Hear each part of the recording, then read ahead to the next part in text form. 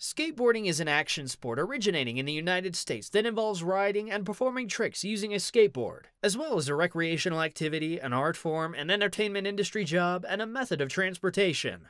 Whereas physics is the natural science that studies matter, its fundamental constituents, its motion and behavior through space and time, and the related entities of energy and force. Physics is one of the most fundamental scientific disciplines, with its main goal being to understand how the universe behaves. In today's video, we will combine these two interests and see what we can figure out about skateboarding using physics and converse about the topic, skateboarding science generating speed. Skateboarding is an incredibly diverse and varied activity which can be done on obstacles virtually in shape. So for now, I'll restrict the discussion to the physics of vert skating, which refers to skateboarding on a large half-pipe.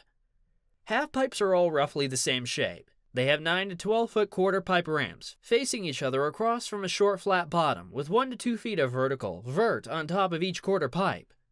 What makes vert skating particularly amenable to analysis with the tools of physics is that the curved parts of the ramp, or transitions, follow circular arcs, so we can use ideas from circular motion in our analysis. There are a lot of interesting physics that could be discussed, but today we will mainly focus on two topics. 1. How do the skaters maintain their speed through an extremely clever use of angular momentum called pumping? And 2. Calculating the maximum height a skater might be able to air off the ramp. 1. Pumping. Pumping is basically a skateboarding technique used to accelerate without the rider's feet leaving the board. Pumping can be done by turning or on a transition like a ramp or quarter pipe.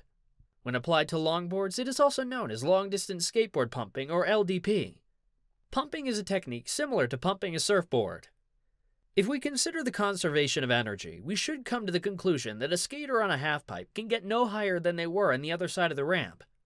Gravitational potential energy gets converted to kinetic energy as the skater goes down one side of the ramp, then gets converted back to gravitational potential energy as they go up the other side. This is very similar to the case of a pendulum, which will never get higher than its starting point once it's released. We must analyze that friction, and air resistance would make the skater constantly lose energy and slow down, getting less and less height with each air. But that's clearly not the case. Skaters can maintain or even gain energy between one side of the ramp and the other. So does this mean skateboarders are violating the law of conservation of energy? Fear not, conservation of energy holds as true as ever, but skateboarders are very clever, and have figured out the fact how to utilize conservation of angular momentum to gain energy each time they go up and down the ramp, using a technique called pumping. By starting with bent knees, like the skater at the bottom of the ramp in the figure above, and then extending them as they go up through the transition of the ramp, the skateboarder brings their center of mass closer to their axis of rotation, reducing their moment of inertia and increasing their angular velocity. The same thing is repeated on the way down the ramp, and again going up the left side of the ramp, etc. Skaters are basically doing what you see here each time they go up and down either side of the ramp, reducing their radius of rotation to lower their moment of inertia and increase their rotation speed. 2. Maximum air height.